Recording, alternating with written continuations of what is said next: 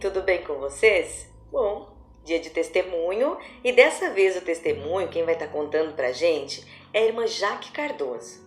Vamos lá assistir e nos inspirar? A paz, irmãs, tudo bem? Então, chegou a minha vez de gravar um testemunho, né? Eu tô muito feliz em poder dividir esse momento com vocês. E eu vou contar então um dos milagres que Deus fez na nossa vida. No mês de dezembro de 2019, num sábado, o Miguel começou a chorar e a ter febre. E a gente, na hora do choro, que eles começam a chorar e ter um início de febre, a gente automaticamente já medica, né, com paracetamol, dipirona. E assim a gente fez. E no domingo de manhã, o Miguel chorava muito, né, a dorzinha que provavelmente ele estava não tinha aliviado. Então a gente decidiu levar ele no Hospital Santa Catarina. Chegando lá, foi feito um ultrassom da barriguinha dele e a médica disse que ele estava com muito gases. E ela prescreveu lá a medicação e pediu pra gente voltar para casa, que daqui 2 dias ia aliviar os sintomas.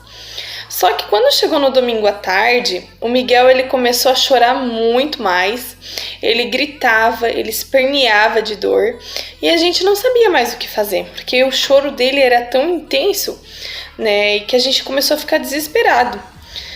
Então, quando chegou 4 horas da tarde, eu fui na minha mãe entregar alguma coisa para ela e o Miguel já não chorava mais. Ela disse: leva esse menino para o hospital agora. Então a gente conseguiu um dinheiro e levamos ele na Unimed, porque a gente não tem plano lá, né? Então a gente conseguiu dinheiro e levou ele na Unimed. Chegando lá, eles atenderam bem rápido, já fizeram todos os exames. Constou que ele tinha uma grave infecção, mas eles não sabiam aonde. Então eles começariam a fazer exames para descobrir onde estava essa infecção. Essa infecção causou uma infecção urinária. Mas ainda faltava saber de onde que estava vindo essa infecção, né? Então começou a luta ali com exames, foi feito baterias de exame para descobrir o que Miguel tinha. E a gente começou a ficar desesperado, porque a doutora veio e disse que o Miguel teria que ficar internado. Então a gente naquela hora bateu o desespero, a gente começou a chorar, né? Já informamos os nossos amigos, nossos familiares, né, do que estava acontecendo. A gente não estava entendendo nada, porque foi do nada, ele começou a chorar do nada, ele não apresentou sintomas dias antes, né? Foi do nada, ele começou a chorar naquele dia e a gente correu para o hospital. E então aquela madrugada de domingo foi muito cansativa. O Miguel ele só mamava. No sábado ele não tinha conseguido comer nada. No domingo também não. Então a cada 15, 20 minutos o Miguel estava mamando. Naquela madrugada me veio à cabeça que eu tenho o plano no Meleiro, né? Foi onde ele nasceu. Então a gente pediu que se pudesse transferir ele, que lá tem o pediatra dele, né? Então seria melhor ele ir pro Meleiro e ser cuidado lá com o pediatra dele. Então naquela madrugada as enfermeiras fizeram todos os procedimentos para fazer a transferência dele, né? Ligaram para o hospital do Meleiro, conversaram com o pediatra dele e o pediatra se responsabilizou então pela ida do Miguel. Chegando lá no Meleiro, o doutor examinou ele e aparentemente eles não sabiam o que ele tinha ainda. O doutor disse que faria uma série de exames lá e ele continuaria tomando o antibiótico que estava tomando na Unimed. Só que o Miguel ele perdeu o acesso lá na Unimed. Então, chegando lá no Meleiro, de tanto que ele chorava, fazia força, elas não conseguiam mais pegar acesso nele, as veias estavam todas estouradas. E aí começou uma luta, né, para conseguir pegar esse acesso dele, porque ele precisava tomar os antibióticos. Então, até que elas não conseguiam, elas iam dando oralmente, né, os antibióticos para ele. E comer, ele não conseguia mais comer. O pescocinho dele começou a inchar assim muito. E quando chegou segunda-feira à noite, a gente teve que botar a sonda nele para ele poder se alimentar, porque o pescoço dele estava muito inchado. Ele ficou 1 hora com a sonda e teve uma piora.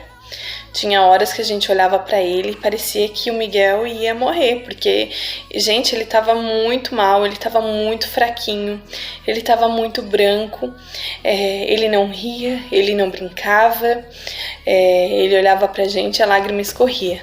E a gente, como pai e mãe, vendo aquilo ali, a gente sofria muito, muito. Mas o que nos fortalecia é que Deus mandou pessoas muito boas naquele momento, para estar nos enviando mensagem, para nos fortalecer naquele momento. Pessoas que estavam orando pelo Miguel, que estavam orando por nós, né? Era isso que fazia com que a gente tivesse força. Porque naquele momento a gente estava desesperado, naquele momento a gente só conseguia chorar. Porque vendo o nosso bebê naquele estado, não sabe falar, né? Não sabia dizer onde que doía, e a gente não tinha o que fazer. Quando chegou na terça-feira, o Miguel, as enfermeiras vinham a cada 2 horas tentar pegar um acesso nele. Então ele estava muito machucado. Ele estava muito roxo, todo, não tinha onde não estava, o corpo dele todo estava. E na terça-feira o doutor chamou e disse que ele precisava ser transferido com urgência para Santa Catarina ou para Florianópolis, o primeiro hospital que aceitasse ele, porque ele estava com uma infecção muito grave, eles ainda não tinham descoberto, mas eles suspeitavam de leucemia, só que eles não falavam pra gente essa suspeita, a gente ouvia nos corredores que eles suspeitavam de leucemia. E então a gente entrou em pânico, a gente começou a chorar muito. Nesse momento estavam nossos pais no hospital, meus tios, e ele disse que precisava ser feita a transferência o quanto antes, porque o Miguel poderia não resistir. Então foi uma luta ali que começou, os médicos tinha que ter trocado o plantão, mas eles decidiram ficar até terminar essa transferência, até conseguir um hospital para o Miguel, né? E, enfim, o Santa Catarina não queria pegar o Miguel, porque no domingo de manhã a gente já tinha ido com o Miguel lá e eles tinham dito que era cólica intestinal, que era gases. Então, eles sabiam do erro que tinham cometido e não queriam pegar o Miguel. Só que nisso trocou o plantão no Santa Catarina e o médico que entrou era amigo do médico que estava nos atendendo no Meleiro. E aí o que aconteceu foi que o médico do Meleiro convenceu ele a pegar o Miguel. E ele chamou nós e disse: olha, mãezinha, a gente conseguiu o hospital, vai ser no Santa Catarina. Só que agora a gente tem um outro probleminha, ele tem que ir de SAMU, porque pode ser que ele não resista se ir de carro.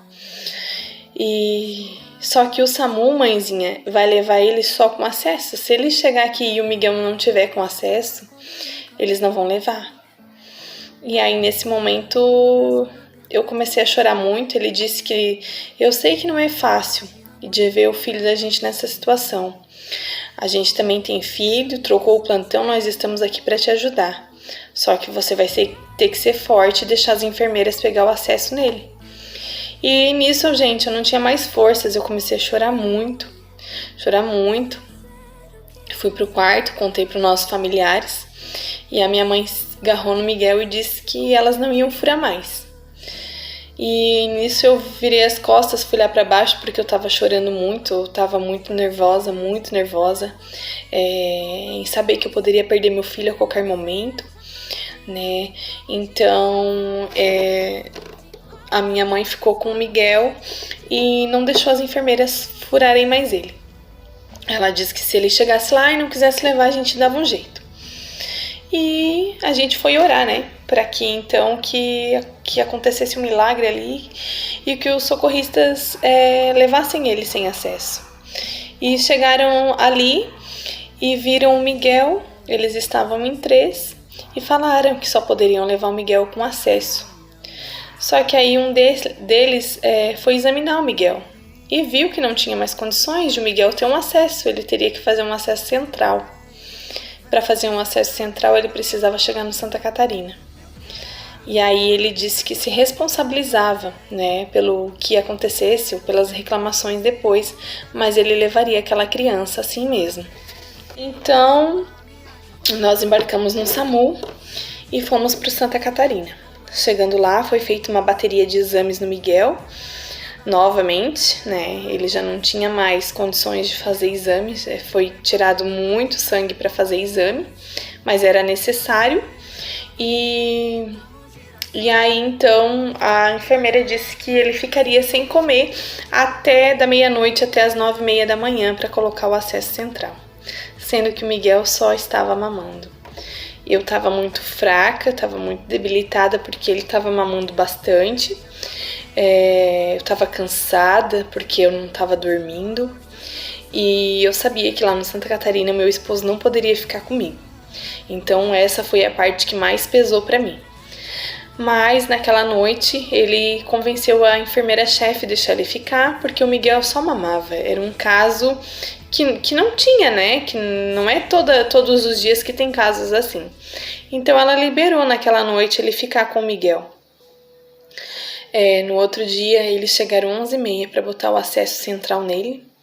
E aí começou uma luta também, porque ele só podia sair do berço pro meu colo, do meu colo pro berço. Não tinha como andar com ele, com aquele acesso. Ele estava nos aparelhos, não tinha como carregar junto, porque era muito pesado.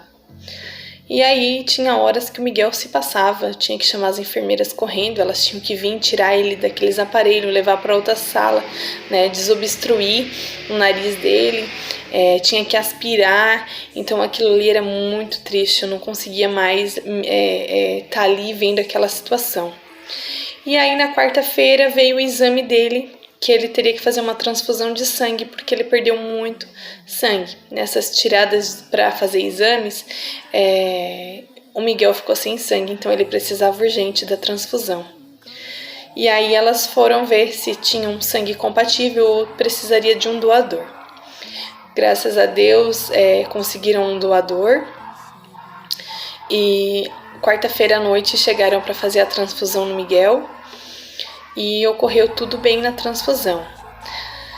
Naquela madrugada, o Miguel se passou algumas vezes e eu ali com ele, sozinha, eu estava cansada, mas em nenhum momento eu desisti, porque naqueles momentos que aconteciam essas coisas, Deus mandava alguém para me mandar uma mensagem, para me ligar. Eu estava sempre recebendo uma palavra de conforto, né? Eu parava para pensar que eu estava ali com Miguel, mas o mundo inteiro estava orando por nós. Tinha pessoas de vários países mandando mensagem, pessoas que eu não conheço. E eu fiquei impressionada mesmo com o poder da oração, porque um falava pro outro, que falava pro outro, e assim eles foram gerando uma corrente, e eram pessoas dos Estados Unidos, de São Paulo, Paraná, Mato Grosso, Santa Catarina inteira. Aqui da Forquilinha, muita gente, porque eu já trabalhei em muitos lugares, né? Então, tava todo mundo, assim, orando, todo mundo. Eu não conseguia responder todo mundo, porque era muita gente.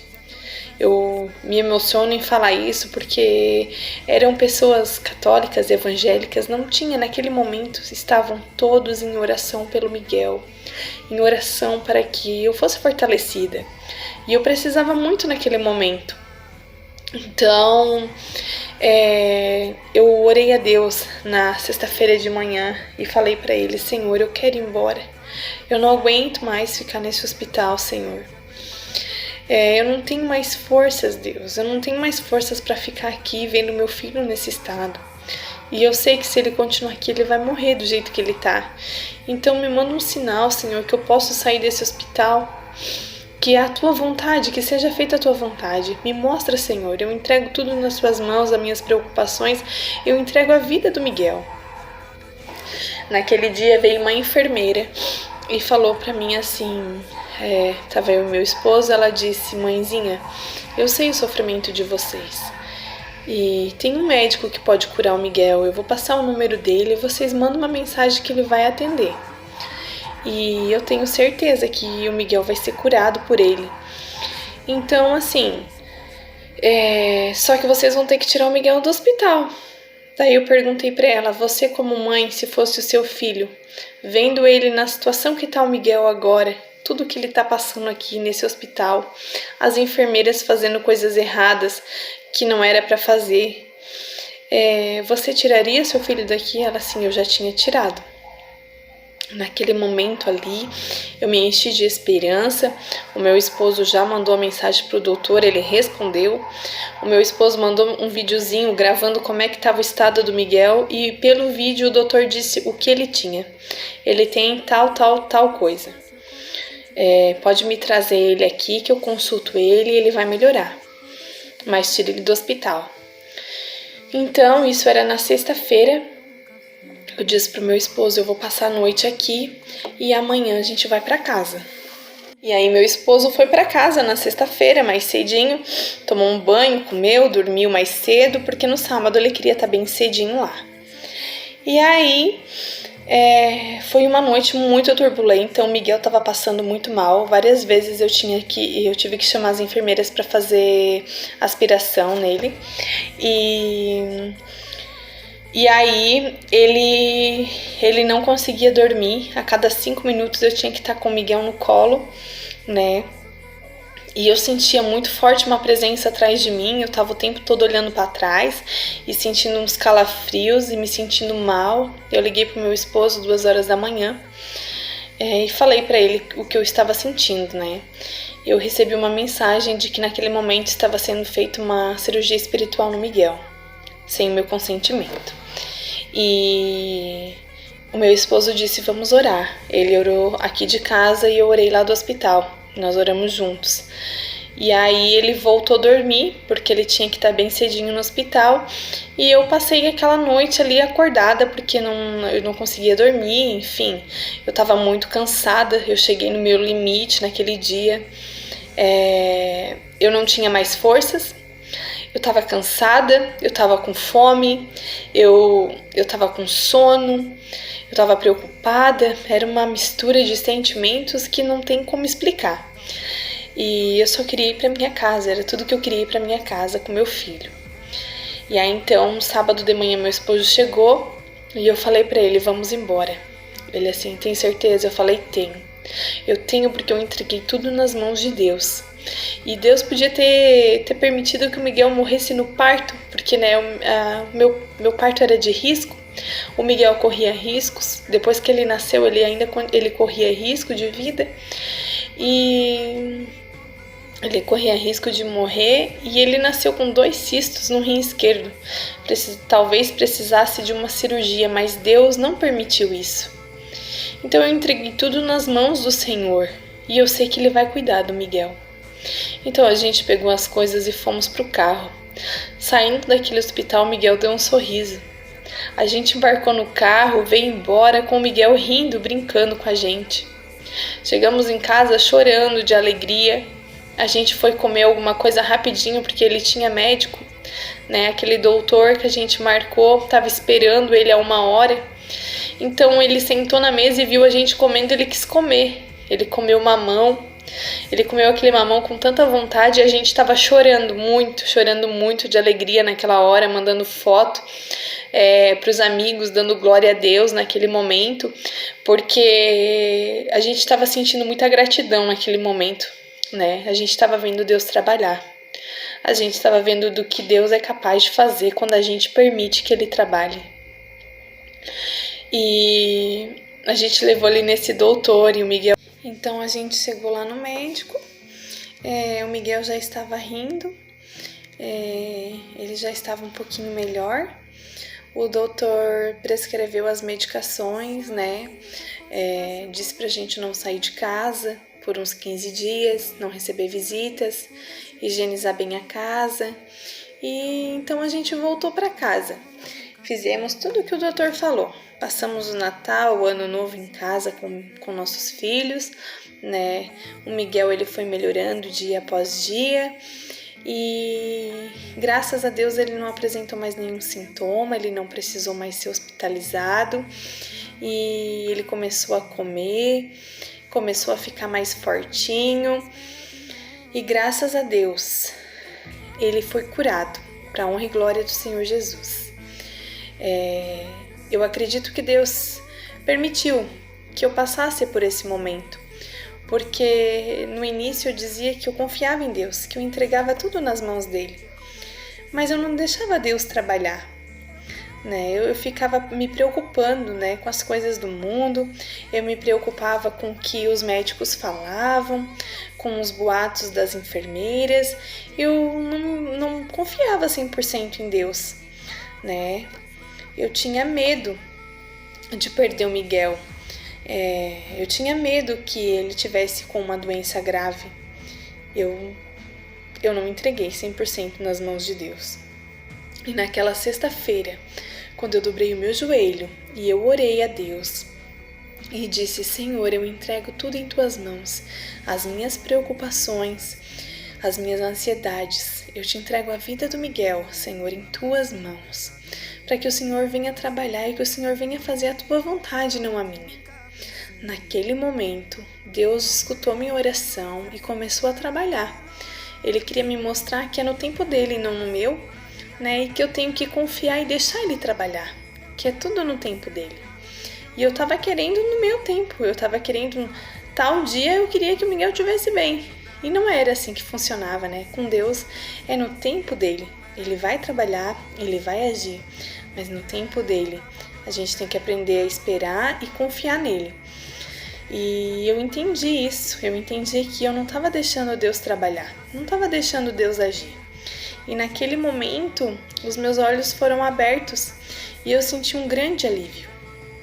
Só que nossos familiares nos julgaram muito, né? Nos chamaram de loucos de ter que tirar o nosso filho do hospital. Mas Deus me fez entender que era para mim confiar nele.